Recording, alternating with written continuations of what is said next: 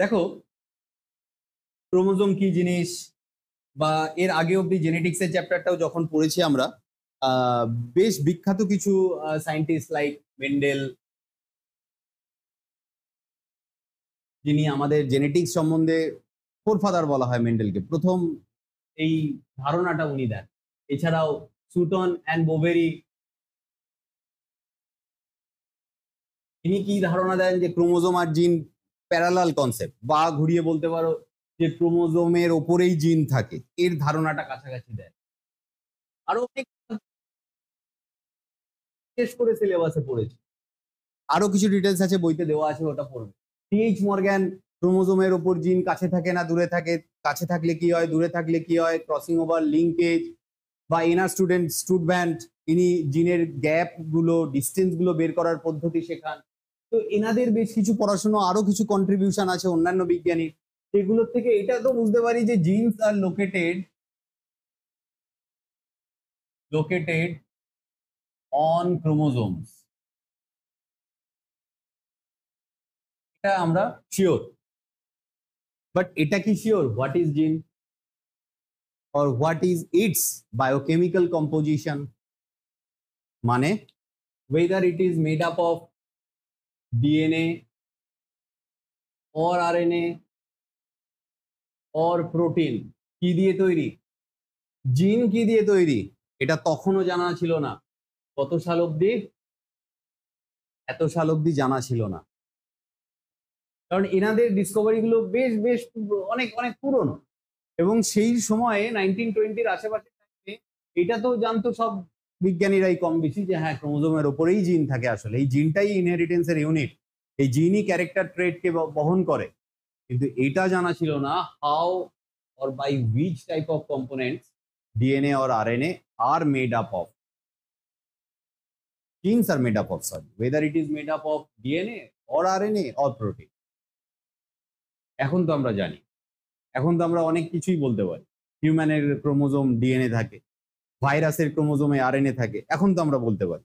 কিন্তু এই এখন যে বলতে পারি সেটা কোন কোন এক্সপেরিমেন্টের উপর ভিত্তি করে, ভীষণ গুরুত্বপূর্ণ। আজকে যে এক্সপেরিমেন্ট কটা বলবো তার থেকে একটা কোশ্চেন শিওর পাবে। ফার্স্ট যে এক্সপেরিমেন্টটা বলবো, গ্রিফিথ এক্সপেরিমেন্ট, পরীক্ষায় সবচেয়ে বেশি আসে।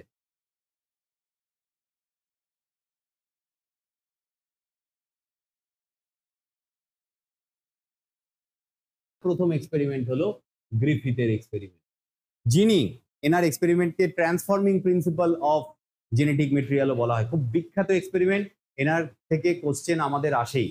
দেখো প্রাইমারিলি আমাদের এটা মাথায় গুরুত্ব বেশি দিতে হবে যে এই জায়গা থেকে বেশি কোশ্চেন আসে। জিনিসটা কি সেটা তো বুঝবোই, কিন্তু যার ওয়েটেজ বেশি পরীক্ষায়, কোশ্চেন আসার চান্স বেশি, সেটা স্টুডেন্টরা আমরা বেশি গুরুত্ব দিয়ে পড়ি।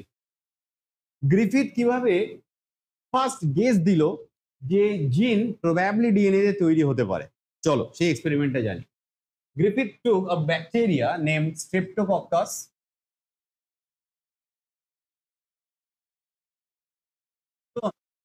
তুমি 99 খানা স্টার দাও।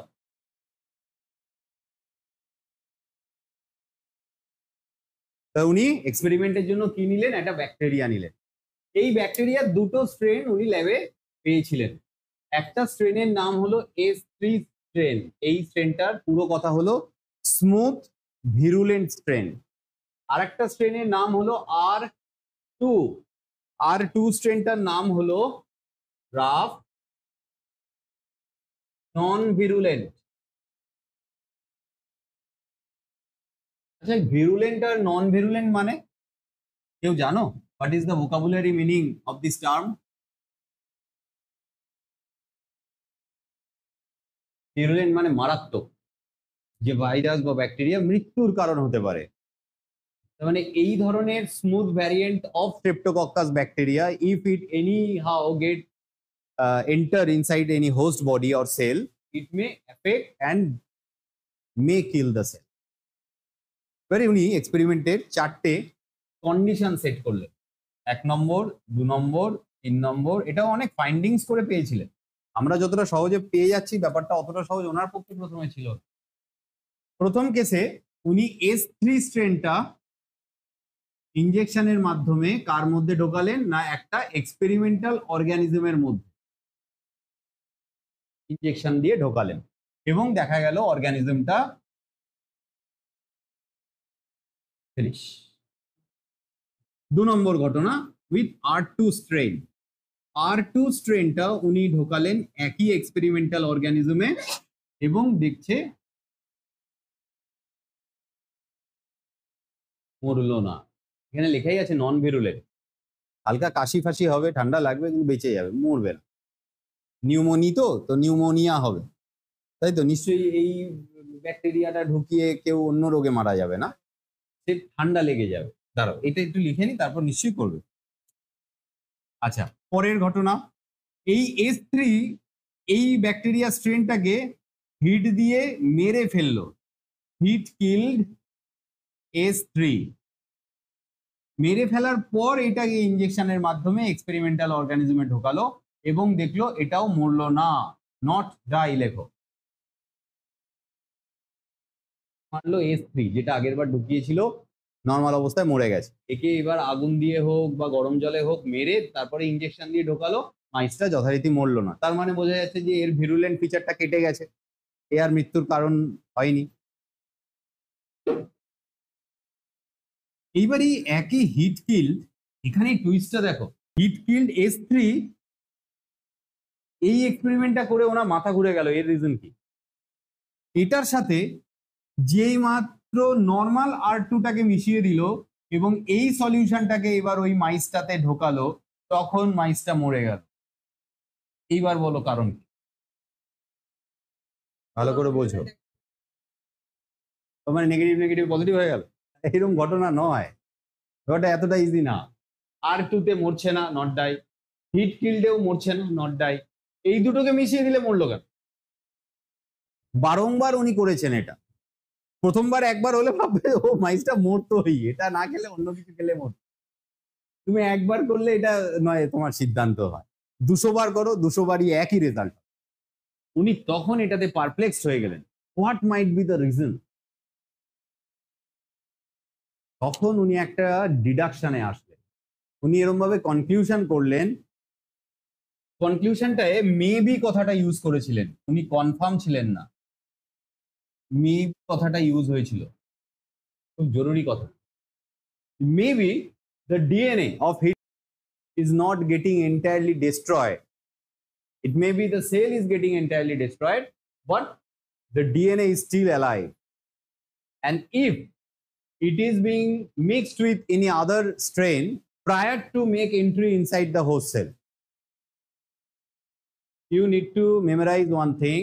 This mixture should be done prior to the entry inside the host. এটার মিক্সিং হলে তারপর ক্ষতি করছে, কিন্তু এই অবস্থাতেও হয়তো ডিএনএটা ভেঙে যায়নি পুরো, কিন্তু সেই সময় শরীরে ঢোকালে এর হয়তো ডিফেন্স সিস্টেম ওই ডিএনএটাকে ভেঙে ফেলছে। কিন্তু এই মিক্সচারটাই যখন দিয়ে ফেলছে তখন কি হচ্ছে উনি বললেন, মেবি এর ডিএনএ এর মধ্যে ঢুকে যাচ্ছে এবং তার ইনফেকশন নেচারটা পেয়ে যাচ্ছে। এবার এটাকে ঢুকলে অত ইজিলি সেল প্রথমে মারছে না, যেহেতু ওটা অতটা ভিরুলেন্ট নয়, কিন্তু পরে দেখা যাচ্ছে এর ভেতরে এর ক্ষতিকর ডিএনএটা লুকিয়ে লুকিয়ে ছিল বলে ওর ভেতরে ঢোকার ফলে মরে গেল মাইসটা। এই যে একটা ব্যাকটেরিয়া স্ট্রেন থেকে আর একটা ব্যাকটেরিয়া স্ট্রেনে ডিএনএ যে যেতে পারে, এই টার্মটাকেই উনি প্রথম এক্সপ্লেইন করলেন ট্রান্সফরমেশন বলে। So what is transformation? Transformation is exchange of genetic material from one bacterial strain to the another. তো কনজুগেশনও তো স্যার এরকমই, কনজুগেশনেও তো একটা স্ট্রেন আসে আর একটা স্ট্রেন কাছাকাছি আসে এবং ডিএনএ মেটেরিয়াল এক্সচেঞ্জ হয় না। There is a certain difference between the process of conjugation and transformation. ডিফারেন্সটা আমি বুঝিয়ে দিই। কনজুগেশনে দুটো ইনট্যাক্ট সেলকে পাশাপাশি আসতে হয়, তার মাঝে পিল্লি ফর্ম হয়। তোমাদের মনে আছে কিনা আমি জানি না, ক্লাস 11-এ ছিল, এফ ফ্যাক্টর বলে একটা কথা ছিল, পিল্লি ফর্ম হয়, মানে একটা ব্রিজ হয়, দেন এই সেলটার থেকে কিছু ডিএনএ এই সেলে বা ভাইস ভার্সা মুভ করতে পারে। কিন্তু এখানে কি হয় দেখো, একটা ইনট্যাক্ট সেল আর তার কাছে একটা ইনট্যাক্ট সেল যাচ্ছে না, কিন্তু তার কেবল জেনেটিক মেটেরিয়ালটা যাচ্ছে। সে for example this is the DNA, এর কাছে গেল, নট দ্য সেল, আর এই সেলটা কোনোভাবে এটাকে অ্যাবজর্ব করে নিল, ঢুকিয়ে নিল ভেতরে। তখন এই সেলটার মধ্যে এই ডিএনএ তে যদি ইনফেক্টেড পার্ট থাকে তাহলে সেটা ঢুকে গেল, সেলটা যায়নি কিন্তু কাছে, সেলটা দূরেই আছে বা নষ্ট হয়ে গেছে, ডিএনএটা কেবল ঢুকলো। যখন একা একা ডিএনএ বা জেনেটিক মেটেরিয়াল এরকম কোনো সেলকে ঢুকতে পারে, ইনফেক্ট করে, সেই প্রসেসটাকে বলা হয় ট্রান্সফরমেশন। বলো বুঝলে কিনা? ক্লিয়ার হয়েছে? এই ট্রান্সফরমেশনের মাধ্যমে উনি বলেছিলেন, গ্রিফিথ কনক্লুড করেছিলেন, there may be a possibility that its DNA, the DNA of smooth virulent strain, might infect the rough non-virulent strain and their mixture may kill the mice. কিন্তু এই মেবি কথাটা explain করছে যে উনি sure ছিলেন না, মানে তখনও এইটা জানা যাচ্ছে না কনফার্ম ভাবে যে এইটা যে জেনেটিক মেটেরিয়ালটা এর মধ্যে ঢুকিয়েছে সেটা ডিএনএ ছিল, আরএনএ নয়। উনি কিন্তু এক্সপেরিমেন্টালে মেবি বলে গেছেন, মেবি ইট ইজ ডিএনএ, না আরএনএ তো হতে পারে, হোয়াই নট আরএনএ। ইনার এক্সপেরিমেন্টের পর দেখো এর নিচে একটা গ্রিন বক্স আছে, 19 হ্যাঁ লিখি বলো তো। হ্যাঁ, এটা একটা লং এক্সপেরিমেন্টাল ডেটা আছে, প্রায় 10 বছর ধরেই চলেছিল, অলমোস্ট 44-এ। তিনজন বিখ্যাত বিজ্ঞানী, অ্যাভারি, McLeod,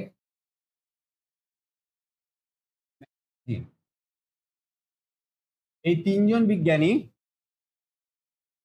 biochemical principal nature of transforming particle, তার বায়োকেমিক্যাল নেচারটা খুঁজে বের করলেন। এটা খুব আসে, who discovered the biochemical nature of transforming principle of Griffith experiment. Griffith নিজে কনফার্ম বলে যায়নি, যার জন্য উনি মেবি বলে গেছেন, মেবি ইট ইজ ডিএনএ, উনি কনফার্ম ছিলেন না। কিন্তু এই তিনজন বিজ্ঞানী পরবর্তীকালে আরো বেশ কিছুটা সময়, 5-10 বছর পর কনফার্ম করেন যে না, গ্রিফিথের এক্সপেরিমেন্টে যে জিনিসটা ইনফেকশন ঘটাচ্ছিল, ট্রান্সফরমেশন ঘটাচ্ছিল, তার নেচার ডিএনএ। তোমরা ওই গ্রিন বক্সটা পড়ে দেখো, যদি ওটাতে অসুবিধা হয় আমাকে জিজ্ঞেস করো, যদি ওটা ডিটেলসে দেয় না, ডিটেলস এটাতে দেয়। এই যেটুকু করেছো এটা 2-3 মার্কসের কোশ্চেন আসে, বা বিভিন্ন এমসিকিউ আসে, কোন ক্ষেত্রে মরেছিল গ্রিফিথ এক্সপেরিমেন্টে, গ্রিফিথ এক্সপেরিমেন্টে ব্যাকটেরিয়াটার নাম কি ছিল, গ্রিফিথ এক্সপেরিমেন্টের কনফিউশন উনি কি দিয়েছিলেন, গ্রিফিথ এক্সপেরিমেন্টটাকে transforming principle of genetic material বলা হয় কেন, ট্রান্সফরমেশনের ডেফিনেশন দাও, এই সকল কোশ্চেন আসে।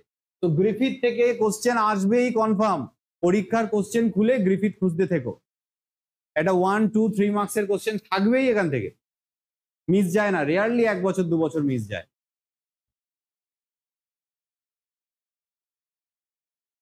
এইটা হয়নি, এখানে আমাদের কনফিউশন আসার কোনো জায়গা নেই, যেটা নেচারে পারবো সেটাই আমরা বলবো। এই ক্ষেত্রে ভাইস ভার্সা হলে কি হতো ভগবান জানে, কিন্তু এই ক্ষেত্রে এক্সপেরিমেন্টে হয়নি, উনি একাধিকবার করে দেখেছেন, বারবার একই ঘটনা ঘটেছে, বারবার এ মারা গেছে।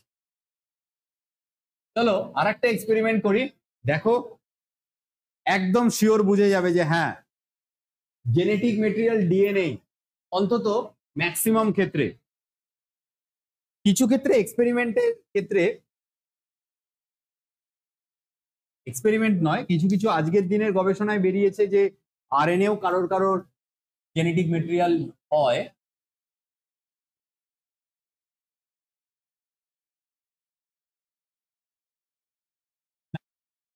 একটা বিখ্যাত এক্সপেরিমেন্ট আছে, এই দুজন বিজ্ঞানীও কিন্তু গ্রিফিথের এক্সপেরিমেন্ট এবং পরবর্তীকালে ম্যাকলয়েড ম্যাকার্টির এক্সপেরিমেন্ট দ্বারা প্রভাবিত ছিলেন, আর ইনি বা এনারা চেষ্টা করছিলেন আরো কনফার্ম কিছু কনক্লুশনে আসার। তো what did they do, they collected a virus known phage virus and it is a DNA virus, এটুকু জানা ছিল, এটা আগে জানা ছিল যে এর জেনেটিক মেটেরিয়ালে এর ভেতরে অন্তত ডিএনএ থাকে, সেটা যেই হোক যেভাবেই হোক জানা গেছে। এই T2 ফাজ ভাইরাসের চলো আগে লাইফ সাইকেলের ধরনটা বুঝে নিই। এটা একটা ফাজ ভাইরাস, অলমোস্ট এরকম দেখতে,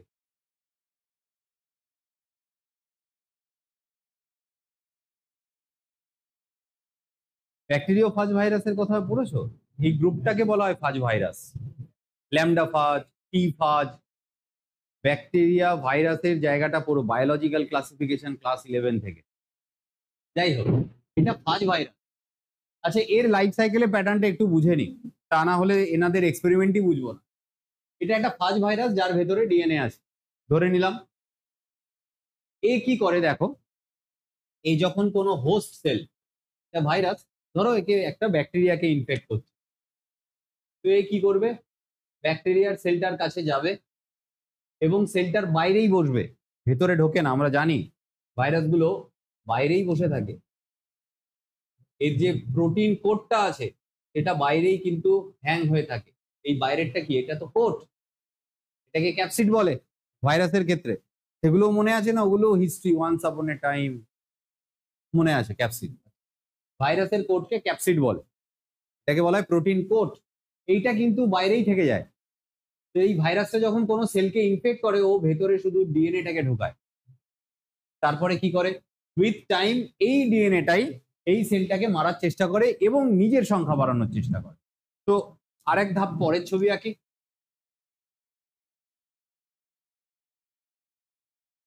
ধরো এর ভেতরে এখন অনেকগুলো ভাইরাস ও বানিয়ে ফেলেছে।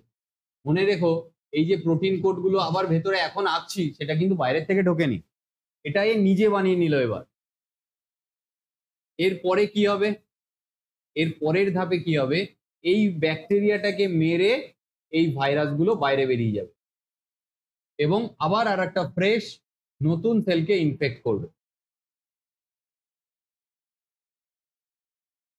এই ভাইরাসটার ইনফেকশনের প্যাটার্নটা আমি বোঝাতে পারলাম, লাইটিং সাইকেল ফলো করছে রাফলি। এবার দেখা যাক, কিছু হবে না, তুমি বসো, কিছু হবে না। তুমি এক কাজ করো তো, কম্পিউটারের প্লাগটা অফ করে দাও। আচ্ছা, এদিকে দেখো, এইবার এনারা দুজন এই ভাইরাস নিয়ে তো এক্সপেরিমেন্ট করেছিলেন, এটা ঠিকই। তার সাথে সাথে ওনারা দুটো জিনিসকে ব্যবহার করেছিলেন। একটা হলো রেডিও অ্যাক্টিভ আইসোটোপ নিয়েছিলেন ফসফরাসের, আর একটা সালফারের। সালফারের নিয়েছিলেন রেডিও অ্যাক্টিভ 35 আইসোটোপ, আর ফসফরাসের নিয়েছিলেন নর্মাল আইসোটোপ হয় 31, ওনারা নিয়েছিলেন 32 আইসোটোপ। দুটোই রেডিও অ্যাক্টিভ আইসোটোপ, এবং দুটো সাবস্টেন্সকে ইউজ করে আলাদা আলাদা কলোনি গ্রো করেছিলেন এবং সেপারেটলি দেখার চেষ্টা করেছিলেন এফেক্ট কি আসে লাস্ট অব্দি।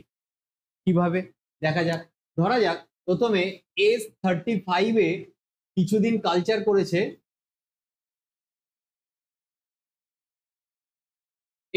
এই কালচারে কিছু ভাইরাস আছে, সেই ভাইরাসগুলোকে ইনি পিক করে একটা নিউ ব্যাকটেরিয়াকে ইনফেক্ট করালেন, করিয়ে দেখলেন যে কি হয়, এবং লাস্ট যে নতুন ভাইরাসগুলো তৈরি হচ্ছে সেটাতে এই এফেক্টটা আসে কিনা। কিসের এফেক্ট, রেডিও অ্যাক্টিভিটি। এই ভাইরাসগুলো, এই যেটা S35 কালচার মিডিয়ামে বড় হয়েছে, তার মধ্যে তো রেডিও অ্যাক্টিভ ডট দেখাবে। জানো তো এগুলো, রেডিও অ্যাক্টিভিটি পড়েছো তো কেমিস্ট্রিতে। তো ফটোগ্রাফি প্লেটে সেন্স করে যদি রেডিও অ্যাক্টিভ পার্টিকেল হয়। তো এখান থেকে প্রথমে যদি এই ভাইরাসটাকে তোলা হয়, তাহলে তা কিন্তু ফটোগ্রাফিক প্লেটে রেডিও অ্যাক্টিভ ডট দেখাবে। এবার এই ভাইরাসটাকে যদি এই ধরনের নর্মাল লাইফ সাইকেলে ঢোকানো হয় এবং ব্যাকটেরিয়াকে ইনফেক্ট করে লাস্টে যে ব্যাকটেরিয়াটা থেকে ভাইরাস দুটো বেরোচ্ছে, দুটো হোক 2000টা হোক, দেখা যাচ্ছে S35-এ যারা ছিল প্রথমে, তাদের মধ্যে পরের দিকে আর রেডিও অ্যাক্টিভিটি থাকছে না, লস হয়ে যাচ্ছে। রেডিও অ্যাক্টিভ ছিল, রেডিও অ্যাক্টিভ ভাইরাস কি করে নন রেডিও অ্যাক্টিভ ভাইরাসে পরিণত হয়ে গেল, এর রিজন পাওয়া যাচ্ছে না। এবার আর একটা ঘটনা ঘটে, এবার কালচারটা একই রকম কিন্তু P32 মিডিয়াম থেকে নেওয়া হয়েছে। এই মিডিয়ামে বড় হয়েছে কিছু ভাইরাস, এবং এই ভাইরাসগুলোকে নিয়ে আবার সেম ঘটনা এরকম ইনফেকশনের সাইকেলে যদি ঢোকানো হয়, তখন দেখা যাচ্ছে লাস্ট টাইমে যে ভাইরাসগুলো তৈরি হচ্ছে সেই ভাইরাসের মধ্যে রেডিও অ্যাক্টিভিটি থেকে যাচ্ছে। তাহলে ফসফরাস দিয়ে প্রথম দিকে ট্রিট করা বা এই মিডিয়ামে, এই রেডিও অ্যাক্টিভ মিডিয়ামে বড় হওয়া ভাইরাসগুলোর রেডিও অ্যাক্টিভিটি থেকে যাচ্ছে, কিন্তু সালফার রেডিও অ্যাক্টিভ সাবস্টেন্সে যে ভাইরাসগুলো বড় হচ্ছে তাদের রেডিও অ্যাক্টিভ লস হয়ে যাচ্ছে কেন? তখন গবেষণা করে ওনারা যেটা জানতে পারলেন যে সালফার বাইরের প্রোটিন কোডটার মধ্যে থাকে, যেটাকে ক্যাপসিড বলে। এই প্রোটিন কোডে কিছু বিশেষ অ্যামাইনো অ্যাসিড থাকে, যেমন সিস্টিন, মিথায়োনিন ইত্যাদি। এই যে নামগুলো নিলাম, সিস্টিন, মিথায়োনিন, অ্যামাইনো অ্যাসিড, এগুলো সালফারে বেশি থাকে। এই অ্যামাইনো অ্যাসিড গুলো। আর sulphur is not any regular component of DNA. ভেবে দেখো ডিএনএ কি কি দিয়ে তৈরি? নাইট্রোজেনাস বেস, ফসফেট থাকে আর রাইবোজ থাকে। তো রাইবোজেরও কি থাকে? Hydrogen, oxygen, carbon. সালফার কি ডিএনএ তে থাকে কখনো? কখনো থাকে না। কিন্তু ডিএনএ এর মধ্যে কি থাকে? ফসফরাস থাকে। ফসফরাস বাইরের কোটিং এ থাকে না, কোথায় থাকে? ভেতরে থাকে, ডিএনএ তে থাকে। কোথা থেকে আসে? H3PO4। এটা আগের দিনও বলেছিলাম, এই যে ফসফেটের সোর্স। তাহলে ফসফেট যদি রেডিও অ্যাক্টিভ হয়, তাহলে সেই রেডিও অ্যাক্টিভ পার্টিকেলটা কোথায় থাকবে? ডিএনএ এর ভেতরে, বাইরের প্রোটিন কোটে নয়। ফলে বাইরের এই খোলসটা তো বাইরেই থেকে যাচ্ছে, যেটা আগের বার হয়েছিল এই প্রোটিন কোডটা তো বাইরে থেকে যাচ্ছে, ভেতরে তো কেবল ডিএনএ ঢোকাচ্ছে। ফলে এর ইনফেকশাস নেচারটা বাইরে থেকে যাচ্ছে এবং নষ্ট হয়ে যাচ্ছে। কিন্তু এইবার কি হচ্ছে? এইবার যদি এই ধরনের ব্যাকটেরিয়া ইনফেক্ট করে এই ভাইরাসটা, তাহলে এর প্রোটিন কোডটায় কোনো রেডিও অ্যাক্টিভিটি নেই, অ্যাক্টিভিটিটা আছে ডিএনএ। আর সেই ডিএনএটা এবার ভেতরে ঢুকলো। ফলে এইটা যখন নর্মাল সাইকেলের মধ্যে দিয়ে লাস্টে ভাইরাস তৈরি করবে, তার মধ্যে এই রেডিও অ্যাক্টিভিটিটা থেকে যাবে। তাহলে এই রেডিও অ্যাক্টিভিটির আসার নেচার দিয়ে এটা কনফার্ম হলো না যে প্রোটিন নয়, ডিএনএই কিন্তু নির্দিষ্টভাবে বলা যায় যে ডিএনএই হলো এদের জেনেটিক মেটেরিয়াল। কারণ এই ভাইরাসটার মধ্যে ডিএনএ পাওয়া যায়, সেটা প্রথমেই জানা ছিল।